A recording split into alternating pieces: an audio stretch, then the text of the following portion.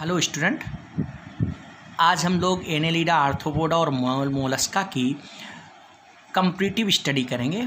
और जितने भी आज तक नीट या उससे रिलेटेड किसी भी मेडिकल एंट्रेंस में क्वेश्चन आए हैं उनको हम लोग बहुत जल्दी शॉर्ट वे में कंप्लीट करने की कोशिश करते हैं। तो देखते हैं सबसे पहले एनेलिडा। इसमें क्या होता है कि एनेलिडा, आर्थ्रोपोडा और मोलस्का में पहला पॉइंट हम लोग लेकर चलते हैं इंट्रोडक्शन। सो इंट्रोडक्शन में आपको बतानी होती है कि कौन सी स्पीसीज है। तो इसमें 9000 स्पीसीज पाई जाती हैं एनेलिडा में। और ये सारे एनिमल कैसे होते हैं? सिगमेंटेड होते हैं। किस प्रकार का सिगमेंटेशन होता है? मेटामेरिक सिगमेंटेशन होता है। इसका मतलब फिक्स सिगमेंट में फिक्स आर्गन पाए जाते हैं। और इसी तरह से आर्थ्रोपोडा में भी मेटामेरिक सिगमेंटेशन होता है। और लेकिन देखो, इसमें 9 लाख स्पीसीज पाई जाती हैं और सबसे लार्जेस्ट फाइलम है। मतलब टोटल एनिमल किंगडम में जो स्पीसीज होती है उनका 2/3 पार्ट, लगभग 70% स्पीसीज इसी में पाई जाती हैं। और इसका नाम आर्थ्रोपोडा है। मतलब क्या है कि इसमें जॉइंटेड अपेंडेजेस पाए जाते हैं। जितने भी अपेंडेजेस होंगे, लेग होंगे, एंटीनी होंगी, सब में जॉइंट होते हैं। इसके बाद बात करते हैं मोलस्का की। मोलस्का में 16,000 स्पीसीज पाई जाती हैं और ये सेकंड लार्जेस्ट फाइलम होता है। और इसकी खास बात है मोलस्का, मोलसेस मीन्स होता है सॉफ्ट। तो इनकी बॉडी बहुत सॉफ्ट होती है, जो कि एक मेंटल से, मतलब सॉफ्ट स्किन से घिरी होती है, जिसको हम लोग मेंटल या पेलियम कहते हैं। ये मेंटल या पीलियम इसके चारों तरफ कैल्शियम कार्बोनेट का बना हुआ एक सेल सिक्रीट करती है, अर्थात सेल का निर्माण करती है।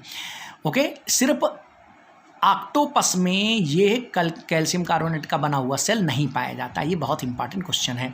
अब बात करेंगे हैबिट एंड हैबिटाट की। सो अगर हम हैबिट एंड हैबिटाट की बात करें सो इसमें क्या होता है कि कहाँ पर पाए जाते हैं। तो देखो, सी वाटर में, फ्रेश वाटर में और कहाँ पर जा सकते हैं? टेरेस्ट्रियल स्पेस, तीनों जगह पर हो सकते हैं। सो अगर हम सी वाटर की बात करें तो एक एनिमल ले लो एनेलिडा में। सो नेरिस सी वाटर में होता है।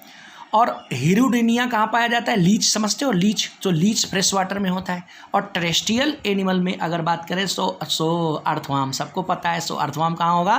टेरेस्ट्रियल प्लेस पर पाया जाता है। ये गीली मिट्टी में अपना बरू या सुरंग बनाकर रहता है ना। तो इस तरह से ये हो गया। अब अगर हम बात करेंगे आर्थ्रोपोडा की, तो आर्थ्रोपोडा के मेंबर तो कॉस्मोपॉलिटन हर जगह पर पाए जाते हैं। सी वाटर में होंगे, फ्रेश वाटर में होंगे, लैंड में होंगे और हवा में भी उड़ने वाले होते हैं। तो सी वाटर में एक एग्जांपल लिमुलस, इसको किंग क्रैब कहते हैं।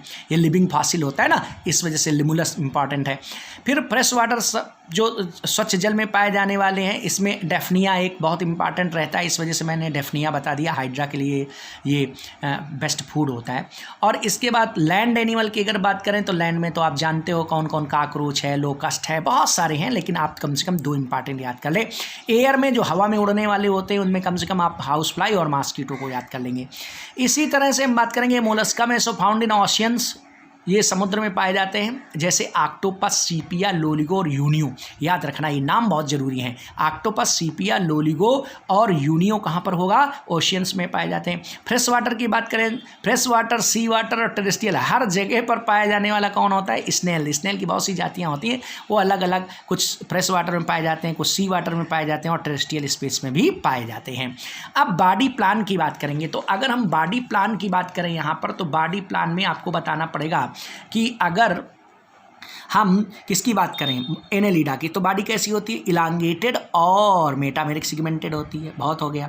आर्थ्रोपोडा में करेंगे तो इसकी भी बात ही मेटामेरिक सिगमेंटेड होती है, कवर्ड बाय काइटिनस एक्सोस्केलेटन। और ये किससे?